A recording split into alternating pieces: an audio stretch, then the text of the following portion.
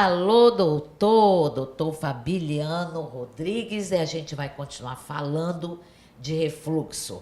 Desta vez a gente vai saber, eu quero saber quais os cuidados, doutor Fabiliano, que os pais devem ter com as crianças após constatar que a criança tem o refluxo. Bom, o cuidado básico que se tem que instituir é uma orientação dietética que venha a facilitar o esvaziamento gástrico num tempo mais curto do período da digestão, de forma a minimizar a manifestação do refluxo.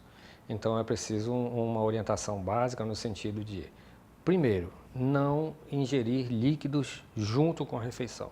Essa orientação ela é primordial, porque o refluxo ele é líquido. Quer dizer, vai além da criança que só toma mamadeira, né? Quer dizer, quando a criança, Sim, já a criança de 5, 6, 7 anos começa sim, mas com aí isso. o erro alimentar, mesmo na criança que só mama a mamadeira, ele já começa nessa idade.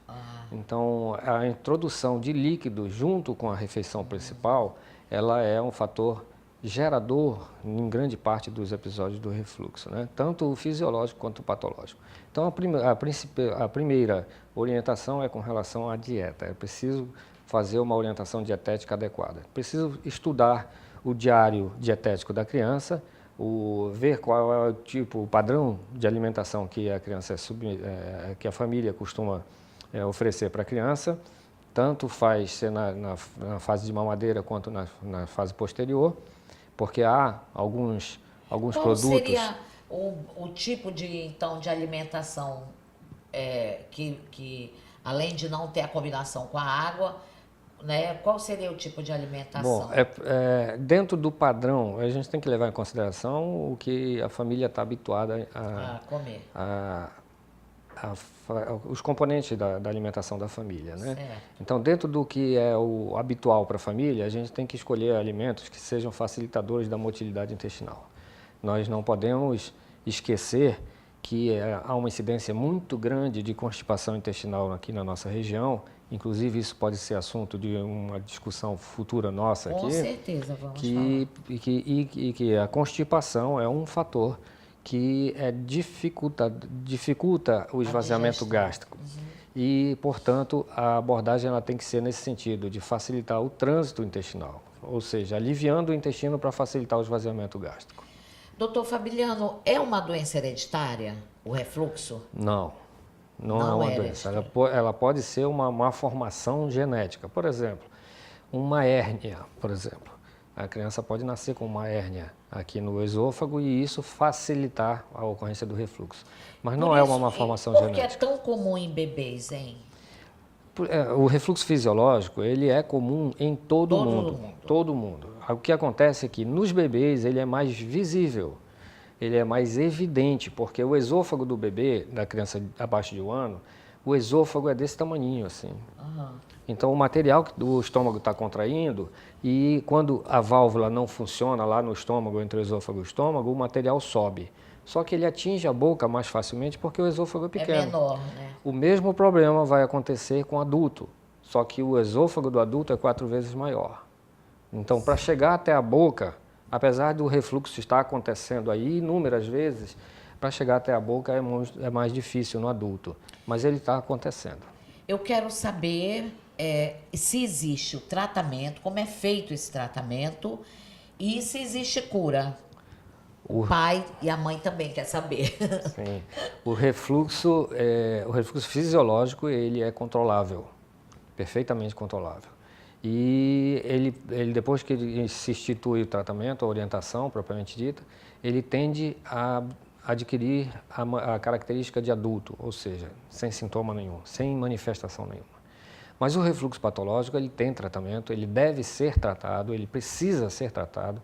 Depois de ser submetida a toda a investigação para a caracterização do refluxo, ele vai precisar de fazer tratamento. E o tratamento inclui desde a orientação dietética propriamente dita, a escolha do alimento mais apropriado, a orientação posicional da criança ou do adulto ao dormir. Isso que eu queria saber, para dormir, que é importante. tem uma posição... Sim, sempre com a cabeceira elevada, e isso vai ser feita a orientação durante a consulta e junto com essas orientações posicionais, as orientações de não haver uma refeição muito copiosa durante o próximo do horário de dormir, nunca oferecer mamadeira para a criança dormindo ou no horário de dormir, ou seja, a partir de 10 horas. Acho que tem a mãe que faz isso. A partir das 10 horas da noite.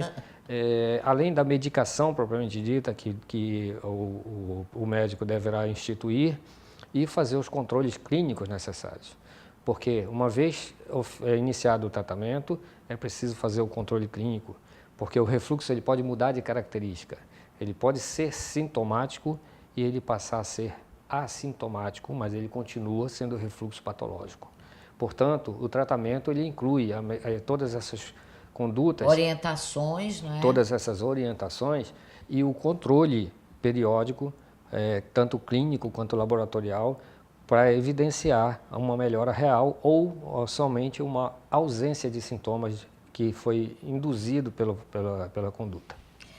Muito bom, doutor. Se você ainda tiver alguma dúvida, se você quiser saber mais sobre isso, tá aqui o meu e-mail, mazemanaus@gmail.com, e tem um do doutor Fabiliano também que você pode mandar e-mails para ele, não é, doutor? Pode falar. petitcentro@uol.com.br.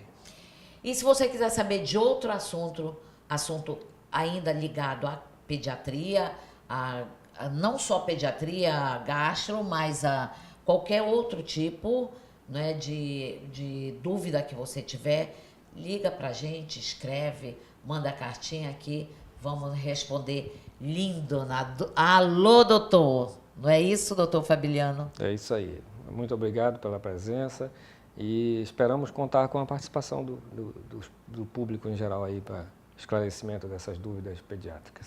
Escreve para a gente, não custa a gente tirar todas as suas dúvidas. Um beijo da nega, não sai daí, eu volto já.